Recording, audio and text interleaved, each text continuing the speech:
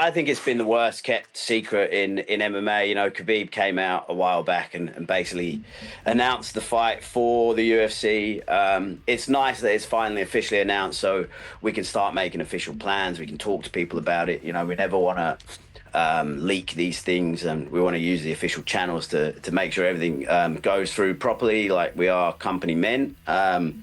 So it's nice that it's out there. Obviously, we've been training since the Belal fight for Islam, but now we can really like pick up some steam and start making plans to get to New York. And yeah, I'm really excited. It's a bucket list. It's awesome to be headlining an event at MSG. It's going to be awesome for Jack to become pound for pound #1 in the world at MSG. Everything's coming together nicely. You know, this whole journey has been, although not smooth, everything seems to be working the way it's meant to be, and we firmly believe that Jack's ready to shock the world again on November the 15th. Islam is a phenomenal fighter. He's pound for pound #1 in the world. He's made light work of just about everybody that's ever gone before him. So the respect is mutual, and Jack's always asked me for the toughest fights he can possibly have.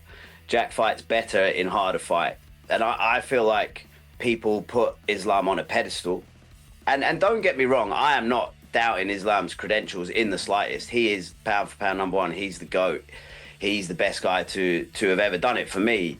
But for me now, it's the first time watching footage of Islam and not just enjoying watching him fight, and actually looking at where can we take advantage of some of the weaknesses that we perceive, some of the best spots where the opportunities arise. And I've seen a lot that I like, that I can work with, having now actually taken an analytical approach to watching Islam rather than just enjoying him, watching him waste people. Although he's an amazing fighter, I think Jack's better.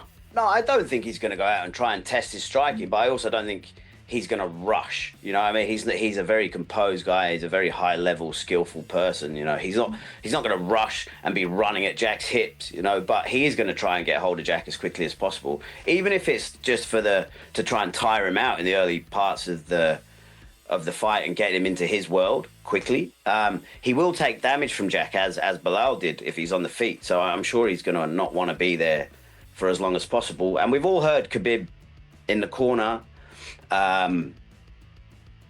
really like chastising Islam when he doesn't go for the takedown. So I definitely think that there's going to be a lot of input from Khabib in trying to get Islam to shoot the takedown often and early, but there's going to be no rush and no panic. I mean, this guy is cool, calm, collected, and composed, and he's a phenomenal fighter. So I think he's definitely going to go for takedowns early, but I don't think he's going to like charge in and try and get the hips at all costs. He backs himself on the feet. He's a decent striker, you know. So, but I do think his game plan is to put Jack on the ground.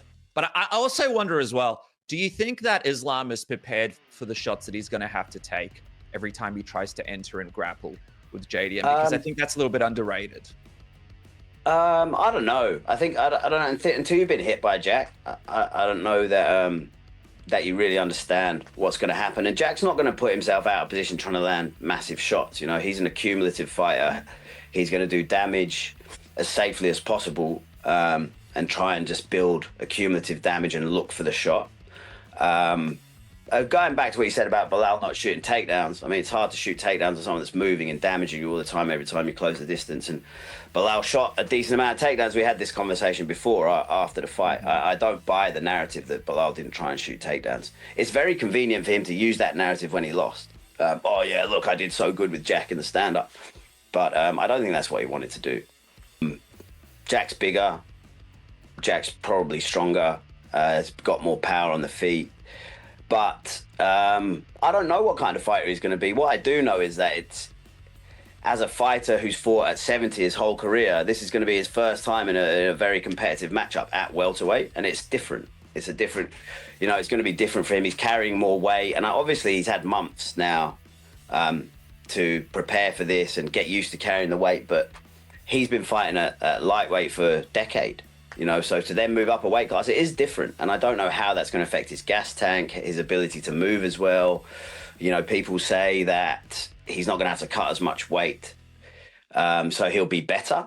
But then sometimes carrying extra weight can be hard. You know, you always want to try and have the fight, or we always try and have the fight at the weight we train at. So Jack will rehydrate to the weight he's been in the room training at most of the time. So he's very familiar with that weight and managing the energy systems at that weight. So that's what Islam's got to work out at the weight class. But, you know, I expect an extremely good version of Islam. And yeah, I'm not sort of concerned about the weight. I don't think it's going to be a problem for Islam, but I don't think it's going to be a problem for Jack.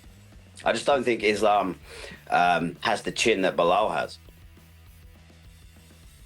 Of course, like, you're not looking past Islam or anything, but like, what do you think, man? A potential Khamzat Chimaev fight down the line against Jack? That's a pretty. I think he needs to do his work in the middleweight division, as Jack needs to do in the welterweight division. You know, the welterweight division, there's so many good contenders in there who deserve a shot. Like Islam, no one can fault Islam, and no one can take anything away from Islam, because he's done everything that's been asked of him at every level. You know, short notice fights, change of opponents. He deserves the shot. He's a legend. He deserves the shot. He deserves to come up a weight class, jump straight into the title fight. But that leaves Shavkat Rakhmonov, you know, in a very sad situation. He's the one that deserved the shot against Bilal first, and he hasn't got that shot yet. Jack's wanted to fight Shavkat since before the UFC, so I would like that fight. And then, you know, we've got Sean Brady, Ian Garry, like all these people, they're good fighters in Jack's division that have earned their way to the top of that division. So those fights interest me because we want to clear out the welterweight division. Khamzat's proved that. I don't believe Khamzat can make welterweight. You know, he's proved that with the last time he tried to fight welterweight, he missed by 8 kilos. So taking a fight with Khamzat has a lot of inherent risk, just because he might not make the weight, and then it's not fair. So, yeah, Jack would love to fight Khamzat as well, but I think there's more prominent people who are in line who fight more regularly and deserve the shot more than Khamzat. So, how do I see Jack and Khamzat go? Did you see Jack and Khamzat and Gilbert? Yeah, you know, that's the sort of the thing I take is if you can stuff the takedowns, hit him on the chin, and get him tired, then he could be put away. You know, so I believe Jack can put anyone away. Khamzat, DDP, all of those guys. But at the moment, we are concentrating on the welterweight division. We are concentrating on Islam Makhachev, and he's the only name that matters to us. You got Ilia Topuria, the lightweight champ. He's been trying to get up to he wants to go up to welterweight, fight for that belt as well. What's your reaction? Like, he wants one more title defense, that he wants to basically move up and fight at welterweight. What would your reaction be if he was one of the next guys for you? He's my height, and I'm a midget. He needs to stay where he is. It would be a very bad decision for him to come up and fight Jack. They're the same fighter, essentially. He's just a midget and Jack's a bit bigger. You know, they do a lot of the same things very well, and I love Ilia. He's one of my favorite fighters to watch because I think he fights like Jack. You know, they're very similar. So, but I don't think he has any business jumping up 2 weight classes and fighting Jack. But that's up to him. If he wants to do that, fair play to him. I respect it. You know, and I think Ilia's going to be at a point like Islam soon where he can do whatever he wants because he's unstoppable, you know. Can you imagine a world like you guys take out Islam, then you guys, you know, fight one of the contenders, then you guys take out Ilia, that, you know, like, there's a lot of great big fights for you guys. This is a good problem to have, at least. Yeah, I imagine it all, and I think Jack's better than them all. So I want all of those fights, but like I said, we're firmly focused on Islam, and we're firmly focused on the welterweight division. And the worthy contenders, you know, these guys, your Sean Brady's, your Shavkat Rakhmonovs, they've been working all their lives and fighting the right people and doing everything that's asked of them. You know, Shavkat's been really unlucky with injuries, but Shavkat's the man who deserves the title shot. You know, he's done everything that's been asked of him to get that, and I believe it's unfair that he wouldn't be in consideration next to fight for the title.